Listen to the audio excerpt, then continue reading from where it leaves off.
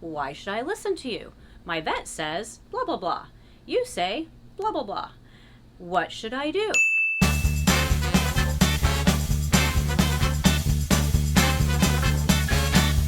So I'll give you the very Cliff Note version of the 45 years that I have devoted to the pet industry.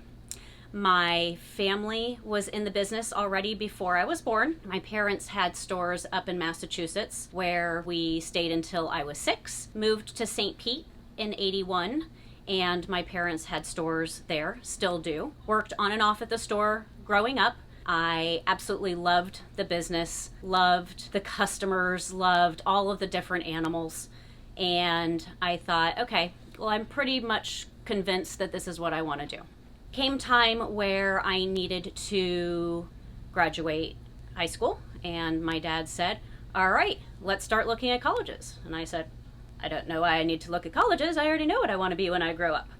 And he said, as much as I would love you to come and work for us at the store, I think it would be best for you to have this piece of paper, as he called it. So I went to school, hurried through it as quickly as possible, got my diploma from Flagler in St. Augustine, immediately came and worked for my parents. Nutrition really was important to me growing up. My mom cooked absolutely everything.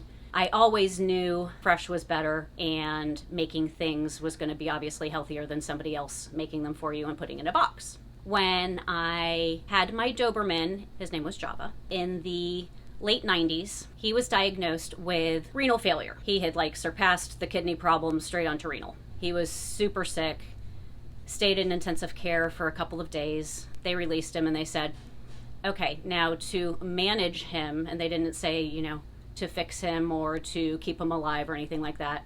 It was more of a managing situation. They said, you're going to need to be on this prescriptive food. I turned over the back of the bag and I looked at it and I said to my vet, I'm really sorry and I hope that you understand where I'm coming from, but I can't feed this to my dog. I've learned too much about nutrition to know that this isn't really going to help him manage his disease. I did a ton of research. Raw was just starting to come out. It was just kind of making its breakthrough. And through my research, I decided, okay, kidneys need water. Let's do a higher moisture diet. Let's decrease his protein. He had been on a higher protein food because he was very active and that worked well for him until it didn't. I was able to reverse him. So from 6 years old until 15, I was able to manage his disease from renal failure to completely not even having kidney issues at all. That was really my aha moment of, wow, food does really fix. He lived an awesome life, still super active, turned out to be an awesome old dog. I started to become a really big raw advocate. Been a raw feeder since the 90s. I truly believe in it. That brings us into the 2000s. I continued to work for my parents. I managed one of the stores in St. Pete for, maybe 10 years. Then I met my husband, Patrick, at a trade show in Connecticut.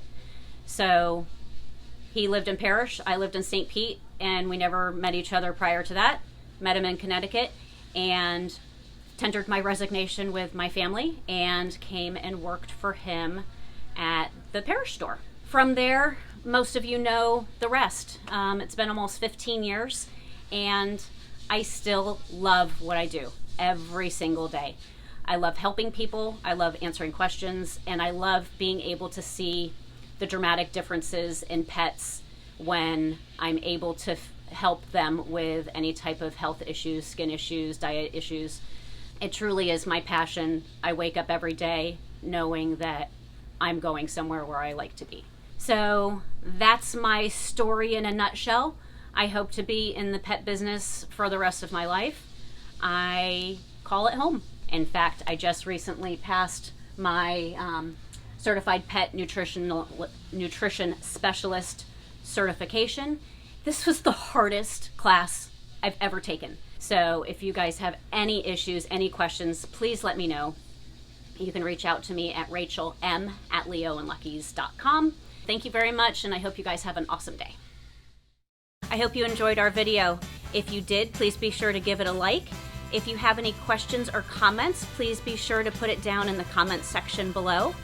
If you are interested in more pet-tastic videos like this, make sure you subscribe to our YouTube channel. Make sure you hug your pet today.